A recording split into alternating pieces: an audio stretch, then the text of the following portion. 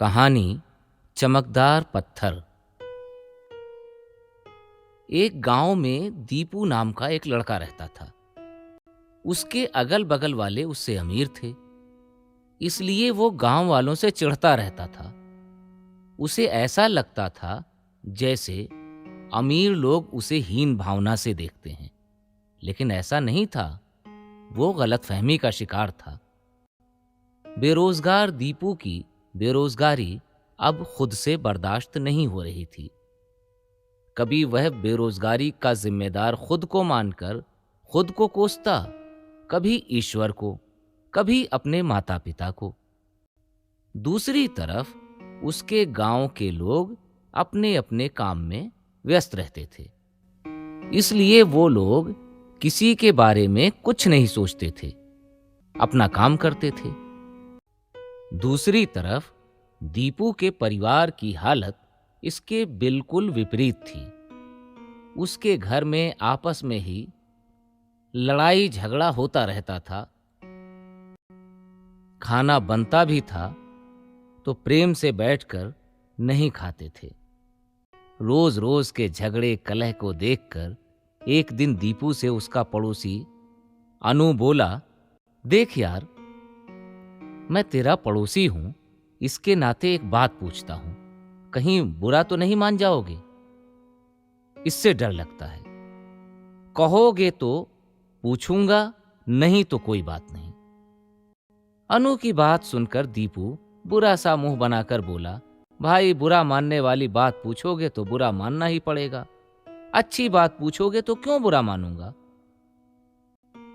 अनु बोला, यार, मैं जब भी घर आता हूं तुम्हारे घर से आपस में ही लड़ाई झगड़ा करने की आवाज सुनता हूं।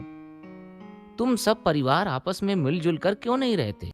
अनु की बात सुनकर दीपू बोला, देख भाई, ये सब मेरे घर का आंतरिक मामला है। दोबारा ऐसी बात कभी मत पूछना, नहीं तो ठीक नहीं होगा। दीपू की बात सुनकर अनु चुप हो गया और चुपचाप अपने घर चला गया। दीपू अपने घर के झगड़े से परेशान होकर जंगल की तरफ एकांत में चला गया, जहां पर उसे एक साधु बाबा मिले। साधु बाबा सुनसान जंगल में दीपू को देखे तो बोले, बेटा, यहां इस घनघोर जंगल में तू अकेले क्यों बैठा है? तब दीपू साधु बाबा से अपनी गरीबी और मोहल्ले वालों की अमीरी की बात बताया। साधु ने उसे एक चमकता हुआ पत्थर दिया और कहा, तू इसे अपने घर लेकर जा। इस पत्थर से तू जो मांगेगा वो तुझे मिल जाएगा और तेरी गरीबी दूर हो जाएगी।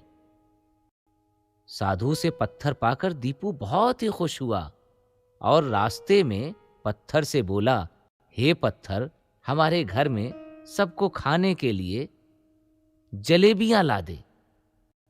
दीपू के इतना कहते ही उसके सामने बहुत सारी जलेबियां आ गईं, जिसे पूरे परिवार ने डट कर खाया।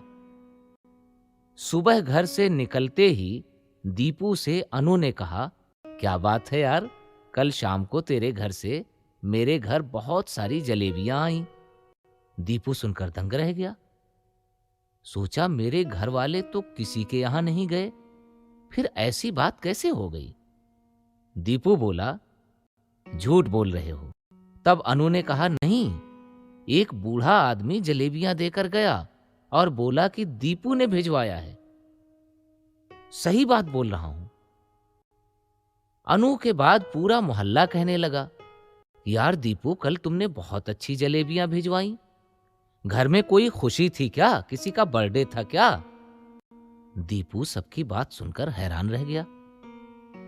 अगले दिन दीपू ने पत्थर से एक सुंदर गाय मांगी तो क्या देख रहा है कि उसके दरवाजे पर एक सुंदर गाय बंधी है, लेकिन पूरे मोहल्ले वालों के दरवाजों पर दो दो गाय बंधी हुई है। इस प्रकार दीपू पत्थर से जो भी मांगता उसके पड़ोसियों के यहां दुगना हो जाता। एक दिन दीपू पत्थर से बोला, मेरा मकान 2 मंजिला कर दो। तो उसका मकान 2 मंजिला हो गया, बाकी सभी का मकान 4 मंजिला हो गया। जब दीपू ने देखा कि उसका मकान 2 मंजिला ही रह गया और पूरे मोहल्ले वालों का मकान 4 मंजिला हो गया, तो वो चमकदार पत्थर पर गुस्सा करने लगा और मन ही मन सोचने लगा कि अब क्या करूं? मैं तो पहले भी मोहल्ले वालों से गरीब था और आज भी गरीब हूं।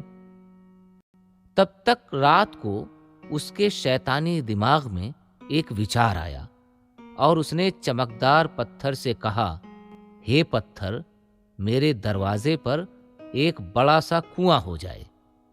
इसके बाद बोला, हे चमकदार पत्थर, मैं एक आंख से अंधा हो जाऊं। इस प्रकार कहने पर रात में ही उसके दरवाजे पर एक कुआं और मोहल्ले वालों के दरवाजे पर 2 कुआं हो गया।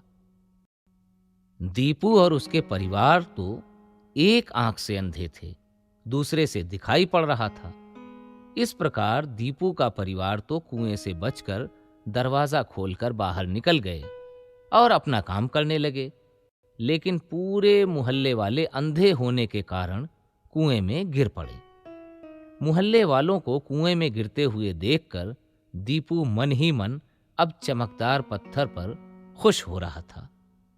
इस प्रकार जलन के कारण उस चमकदार पत्थर के प्रभाव से दीपू ने पूरे मोहल्ले वालों को मार दिया।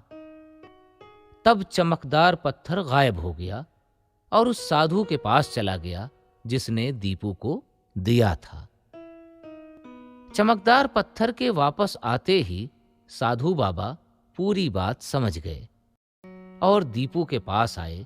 फिर बोले, दीपू, देखो, तुम्हारी जलन और नफरत की वजह से पूरे मोहल्ले वाले मर जाएंगे, तुम अकेले हो जाओगे, फिर कोई भी तुम्हारी मदद नहीं करेगा।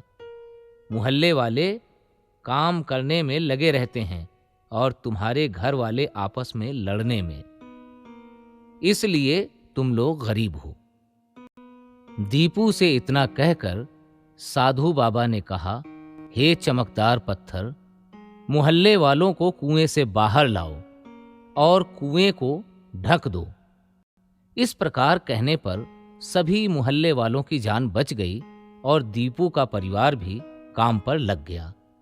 इस प्रकार पूरे मोहल्ले वाले सुख शांति से रहने लगे। साधु बाबा को भी एक मंदिर बनवाकर अपने गांव में ही बसा लिया।